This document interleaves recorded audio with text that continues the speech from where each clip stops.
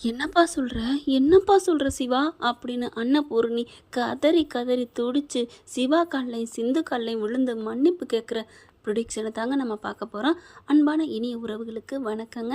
வீடியோக்குள்ளே போகிறதுக்கு முன்னாடி நம்ம சேனலுக்கு உங்கள் பொண்ணான கையில் ஒரே ஒரு லைக்கை போட்டு ஹைக் பண்ணி சப்ஸ்கிரைப் பண்ணிடுங்க. இப்போ கதறி துடிக்கிறாங்க. என்னப்பா ப்ரொமோவில் பார்த்துருப்போம் அடுத்த வாரம்னு சிவா சொல்கிறாங்க. என் மனசை நீங்கள் புரிஞ்சுக்கவே இல்லை பெரியம்மா. இது தாங்க என்னோட கேள்வியும்.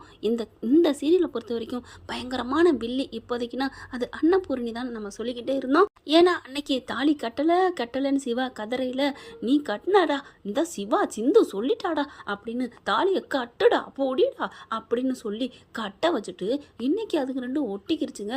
இப்போ பிரிடா, நீ பிரிஞ்சிருடா, டைவர்ஸில் கையெழுத்து போடுடா, நீ போடலைன்னா என் உயிரை விட்டுருவேன். அன்னைக்கு அப்படிதான் சொன்னீங்க. அவன் மட்டும் தப்பு பண்ணிட்டான்னு தெரிஞ்சா நான் உயிரை விட்டுருவேன்னு அந்த சிந்துவோட அப்பே ஆத்தாவும் சொன்னாங்க, இங்கே இவங்களும் சொன்னாங்க. ஆனால் எல்லாம் குண்டுக்கல் மாதிரி தான் நிற்கிறாங்க. இப்போ நான் தப்பு பண்ணிட்டேன்ப்பா அப்படிங்கிறாங்க. ஆமாம் பெரியம்மா, எனக்குன்னு ஒரு மனசு இருக்குது, நீங்கள் ஏன் எதுன்னு கேட்கவே இல்லையே அப்படிங்கல. இப்போ என்னப்பா நீ என்ன சொல்கிற? நீ அந்த சிந்துவோட வாழ படுறியா சொல்லு அப்படிங்கல. என்னை மன்னிச்சிருங்க பெரியம்மா, நான் தாலி கட்டையில் வேண்டா விருப்பா தான் கட்டினேன். ஆனால் அவள் அதுக்கு முன்னாடி எனக்கு அவள் நல்ல ஃப்ரெண்டு தான். எனக்கு இப்போ தாலி கட்டினதுக்கப்புறம் என் மேலே உயிரே வச்சுருக்கா. உங்களுக்கே தெரியும் அவள் இந்த வீட்டுக்காகவும் எனக்காகவும் எவ்வளோ நல்லது பண்ணியிருக்கா. ஏன் பெரியம்மா அது உங்களுக்குலாம் தெரியலையா? அந்த ஸ்னேகம் என் உயிரை எரிய விட்டு பார்த்துட்டு இருந்தா. ஆனால் அவள் தெரிஞ்சாலும் பரவாயில்லன்னு கண்ணாடியை ஒட்டச்சு அந்த வீடியோவை காமிச்சாங்களே நீதிபதி கிட்ட அந்த வக்கீலம்மா அம்பிகா. அந்த மேடம் காமிச்சதுக்கு அப்புறமா உங்களுக்கு மனசு மாறலையா பெரியம்மா? அப்படியா எங்கள் அம்மா உங்கள் மனசை மாற்றி வச்சுருக்காங்க? இல்லை சிவா, உன்னை ஏமாத்திட்டால, உன்னை அசிங்கப்படுத்திட்டால. அதுதான் பெரியம்மா ஊரறிய நான் எந்த தப்பு பண்ணலன்னு நிரூபிச்சாச்சே. அதை விட வேறு என்ன பெரியம்மா வேணும்? அவளுக்கும் தப்பு பண்ணவ அவதான்னு தண்டனையும் கொடுக்குற அளவுக்கு நடந்து போயிடுச்சு. இப்போதைக்கு ஊர் உலகமே சிந்து தான் பொய் சொன்னான்னு தெரிஞ்சிருச்சு. இனி என் மேலே எந்த தப்பும் இல்லை. அதுக்கப்புறமா ஏன் பெரியம்மா அவளை தண்டிக்கணும்? எனக்கா உயிரை கொடுக்குறவளை எதுக்கு பெரியம்மா தண்டிக்கணும்? அவளை கல்யாணம் அதுமா கல்யாண பரிசா உன்னை எனக்கு பிடிச்சிருக்கு ஐ லவ் யூன்னு சொல்லி மனசார நம்ம கோயிலில் வச்சு சொல்லிட்டு சத்தியம் பண்ணாத குறையா கட்டி பிடிச்சி சொல்லிட்டு வந்தேன் பெரியம்மா. அது ஒரே நாளில் அது பொய்யா போச்சே பெரியம்மா அப்படின்னு அழுகிறாரு. சிவா, நீ சொல்லவே இல்லையடா. அப்போ அவளை நீ இறக்கப்பட்டு நீ பார்க்கலையா, பேசலையா? எங்ககிட்ட நீ எது பேசுவியே, அதெல்லாம் அவன் மேலே உள்ள இறக்கம் நினச்சேன் மேடா. இல்லை பெரியம்மா, இல்லை கோபால் இல்லை அப்படிங்கிற மாதிரி சரோஜாதே மாதிரி எனக்கு அவன் மேலே காதல் பெரியம்மா, காதல் அப்படிங்கிறாங்க. ஐயோ அப்படின்னு அப்படி காதலையும் பொத்திக்கிறாங்க நம்ம அன்னபூரணி அம்மா. ஐயோ தப்பு பண்ணிட்டேனே. அப்போ என் பிள்ளைக்கு அவன் மேலே காதல் இருக்கா? ஆமாம் பெரியம்மா, அவன் நல்லவ பெரியம்மா, அவளை புரிஞ்சுக்கங்க பெரியம்மா. இதெல்லாம் பைரவி கேட்டுக்கிட்டே இருக்கிறாங்க. ஆனால் சிந்து கேட்கணும்னு அவசியம் இல்லை. அடுத்து பார்த்தா ஐயோ நான் ரொம்ப தப்பு பண்ணிட்டேனே, என் புள்ள மனசை புரிஞ்சிக்கவே இல்லையே. ஆமாம் பெரியம்மா, நீங்கள் புரிஞ்சுக்கல, எங்கள் அம்மா தான் என்னை புரிஞ்சுக்க மாட்டாங்க, நீங்கள் புரிஞ்சுக்க நினச்சேன் அப்படி இப்படின்னு கதறாரு. ஒன்றும் இப்போவும் கெட்டு போகலப்பா, அவள் உன் மேலே இன்னும் உயிராக தான் இருக்கா, அவளோட நான் உன்னை சேர்த்து வைப்பேன் அப்படின்ட்டு அங்கே போகிறாங்க. ஸ்டோர் ரூமில் அடைச்சி வச்சுருக்காங்க இல்லையா, அங்கே போய் பார்த்தா காணோம். எங்கே காணோம் அப்படின்னு தேடையில் அதுக்கு முன்னாடி இங்கே மகா ஏய் என்னடி கால் மேலே கால் போட்டு தூங்கிக்கிட்டு இருக்க, எந்திரடி அப்படின்னு எழுப்ப. என்ன சத்த அப்படின்னு கேட்க, நீ பாட்டுக்கு மகாராணி அந்த வீட்டுக்குள்ளே தூங்கிட்டு இருக்கலான்னு பார்த்தியா, சாப்பிட்டுட்டு இருக்கலான்னு. சாப்பிட்ற சோத்துக்கும் திங்கிற இடத்துக்கும் தங்குற இடத்துக்கும் நீ வேலை பார்க்கணும்டி. என்னத்தை பண்ணணும்? முதல்ல வாசலை கூட்டுறி அம்புட்டும் குப்பையாக கிடக்கு, அம்புட்டையும் கூட்டி ரோடு வரைக்கும் கூட்டி குப்பையை அள்ளிட்டு நல்லா தண்ணி ஊற்றி கழுவி விடுற. அதுக்கப்புறம் பாத்திரம் கிடக்கு கழுவுற, துணி கிடக்கு துவைக்கிற, அதுக்கப்புறம் கிச்சனில் டீயை போட்டு சமைக்கிற அப்படின்னு சொல்லிட்டு பயங்கரமாக அப்படியே அடுக்குது. சரிங்க நான் பார்க்குறேன், என் வீட்டுக்கு என் புருஷன் வீட்டுக்கு நான் பார்க்காம புருஷன் வீட்டில் நினைக்காதடி, இது வேலை பார்க்குறேன்னு நினச்சிக்கோ, இதுவும் எஜமானி வீடுன்னு நினச்சிக்கோ அப்படின்னு அவங்க அத்தை, அதாவது அவங்க புருஷனோட அம்மா மகா சொல்ல. சரிங்க எப்படி இருந்தால் என்ன, நம்ம வீட்டு வேலை செஞ்சால் வேலைக்காரன்னு சொன்னால் பரவாயில்லத்த அப்படின்னு போயிட்டு கூட்டிகிட்டு இருக்குதுங்க. நல்லா கூட்டுறி, இதெல்லாம் நல்லா கூட்டுறி அப்படின்னு வேணுக்குனே குப்பையை கொட்டி கூட்ட சொல்லுது. ஏத்த உங்களுக்கு மனசாட்சியே இல்லையா? ஓ உனக்கு என் பிள்ளைய வச்சு அப்படியே பந்தாடினியடி தாலி கட்டினான்னு சொல்லி அப்போ உனக்கு மனசாட்சி இல்லை? ஐயோ அத்தை, அதுக்கு தான் எனக்கு தண்டனை கிடச்சிருச்சேன். ஓ தப்பு பண்ணிட்டு தண்டனை கிடச்சா சரியா பெருமாடி என் மனசில் இன்னும் நிற்குதுடி, என் பிள்ளை ஊர் முன்னாடி அசிங்கப்பட்டது, அதுக்கு அதுக்கு தான் அவருக்கு எதுவும் தப்பு பண்ணலன்னு நான் நிரூபிச்சிட்டேமே, அப்புறம் என்னத்த நீயா நிரூபிச்ச பாரு, நான் நிரூபிச்சேன்டி அப்படிங்கிறாங்க. அவருக்கு என் மேலே பாசம் இருக்கத்த, அதெல்லாம் ஒன்றும் இல்லடி, இந்த மூஞ்சி அப்புறானே வச்சுட்டு இருக்கல, அதில் இறக்கத்தில் இருக்கேன், அவ்வளோதான்.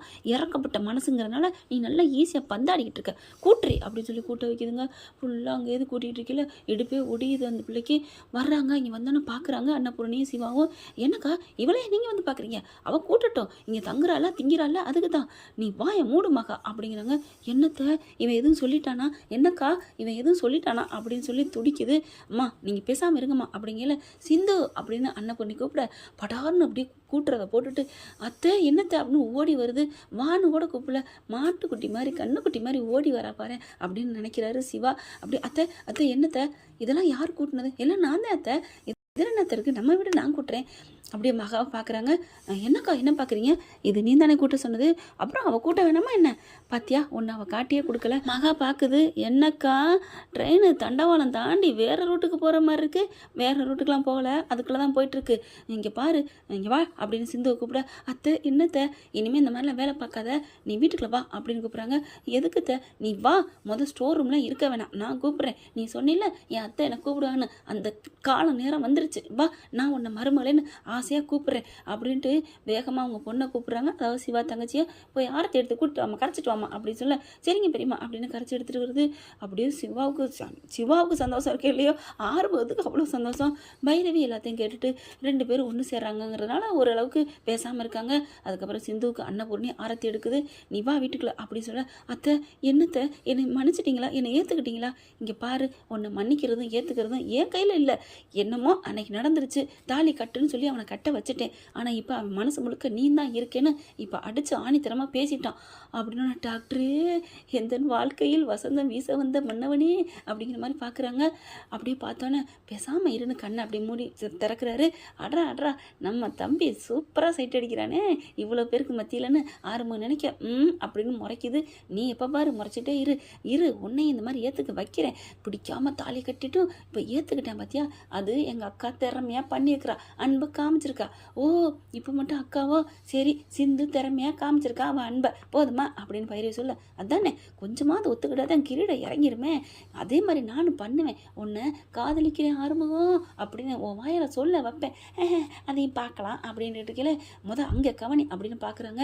அன்னபூர்ணி அப்படியே சிந்து கையை பிடிச்சிட்டு, இங்கே பாரு சிவா மனசில் நீ தான் இருக்க, நீங்கள் 2 பேரும் ஒன்று சேர்ந்து வாழணும், எதுக்கு கோர்ட்டு 1 வருஷம் அதெல்லாம் தேவையில்லை, இப்போவே ஃபோன் பண்ணி எங்களுக்கு வேணான்னு சொல்லு, இல்லைன்னா போய் கேஸை போய் வாபஸ் வாங்கிட்டு வந்துடுவோம் அப்படி சொல்ல, அத்தை அப்படின்னு காலில் விழுந்து ஆசீர்வாதம் வாங்குறாங்க. இங்கே பாரு என் புள்ள மனசில் நீ அவ்வளோ மனசில் குடிக்கொண்டிருக்க, நீ அவ்வளோ நல்லது பண்ணியிருக்க, எனக்கும் தெரியும் தான், ஆனால் என் புள்ள மனசை நோக்கடிச்சிட்டேனுங்கிறக்கா தான் ஒன்றும் ஒதுக்கி வச்சேன், ஆனால் அவனே அதை பெருசாக நினைக்கிறப்ப எனக்கு என்ன, அதெல்லாம் ஒன்றும் இல்லை, இனிமேல் நீ இந்த வீட்டு மருமகளாக இருக்கலாம் எப்பவும் போல, என்ன ஒன்று உன் மேலே எனக்கு கொஞ்சம் கோவம் இருக்குது, அது வரைக்கும் நீ பொறுத்தான் இருக்கணும். ஐயோ அத்தை இது போதும் அத்தை, இது போதுமே என் கால்கள் வான் பறக்குமே அப்படின்னு ரொம்ப சந்தோஷம். அப்படியே பார்க்குறாங்க. சிவாட்ட வராங்க. டாக்டரே அப்படின்னு காலில் விழுக, அதெல்லாம் ஒன்றும் நினைக்காத சிந்து, நீ விடு அப்படிங்கல. நான் உன்னை தப்பாக நினச்சிட்டேன் டாக்டரே. என்ன சிந்து, நான் காதலை உன்ட்ட சொல்லிவிட்டு மனைவியை ஏற்றுக்கிறேன்னு சொல்லிட்டு நான் உன்னை ஏற்றுக்கலைன்னா நான் நல்ல மனுஷனா அப்படிங்கல. எனக்கு தெரியும் டாக்டரே, அந்த நல்ல குணத்துக்கு தானே உன்னை விட்டுட்டு போகாமல் பச மாதிரி ஒட்டிக்கிட்டு இருக்கேன் அப்படின்னு சொல்லிட்டு ஐ லவ் யூ சிந்து அப்படின்னு கட்டிக்கிறாங்க. அப்படியே நன்றி சொல்லவே உனக்கு வார்த்தை இல்லையே மண்ணா வாங்குற மாதிரி பாட ஆரம்பிக்கிறாங்க. அப்படியே ஆரம்பத்தாங்க அவ்வளோ அல்லுன்னு இங்கே மகா அப்படியே எசக்கி எல்லா பிளானும் பொசுக்கிட்டு போயிடுச்சே அப்படிங்கிற ஸ்னேகா போன போடுது. என்னாச்சு ஆண்டி, அவள் அந்த வீட்டை விட்டு போயிட்டாளா? கிழிச்சா அவன் நங்கூரம் பச்ச மாதிரி வீட்டுக்குள்ளே நச்சுன்னு உட்காந்துக்கிட்டா, தெரிச்சு எங்கள் அக்காவே கூப்பிட்டுட்டா. இவளை அடியே அன்னபூர்ணி அக்கா உனக்கு பாயாசம் வைக்கிறேன்டி அப்படின்னு நினச்சிக்கிட்டு பொதுமிக்கிட்டு இருக்கு. என்ன ஆண்டி சொல்கிறீங்க, அவங்க எப்படி மனசு மாறினாங்க? இந்த நான் பெற்று வச்சிருக்கேனே, உலகத்திலே இல்லாத யோக்கிய சிகாமணி நான் எப்படி பெற்றேன், என் வயிற்றுல எப்படி பிறந்தேன்னு தெரியலை, அதாக்கா எனக்கும் டவுட்டாக இருக்குது. உன் வயிற்றுல பிறந்துட்டு இவ்வளோ நல்லவனாக இருக்கான், நான் சொன்னேன் அதுக்காக நீ சொல்லுவியா அப்படின்னு தம்பி அடக்குது. இல்லைக்கா அப்படின்னு சொல்கிறாங்க. என்ன ஃப்ரெண்ட் இப்படி பண்ண நல்லா தானே இருக்கும், பார்க்கலாம். தேங்க்யூ. இந்த வீடியோ உங்களுக்கு பிடிச்சிருந்தா தயவு செய்து லைக் பண்ணுங்க. இன்னும் அப்டேட்ஸ்க்காக சேனலை சப்ஸ்கிரைப் பண்ண மறக்காதீங்க. நம்ம கிட்ட இருக்க எல்லா சேனல்ஸோட லேட்டஸ்ட் வீடியோ அப்டேட்ஸ்க்காக மேல ரைட் சைட்ல காட்டுற லிங்கை கிளிக் பண்ணி வாட்ஸ்அப் குரூப்ல ஜாயின் பண்ணுங்க. உங்களிடம் விடைபெறுவது நான் உங்கள் மெஹர்.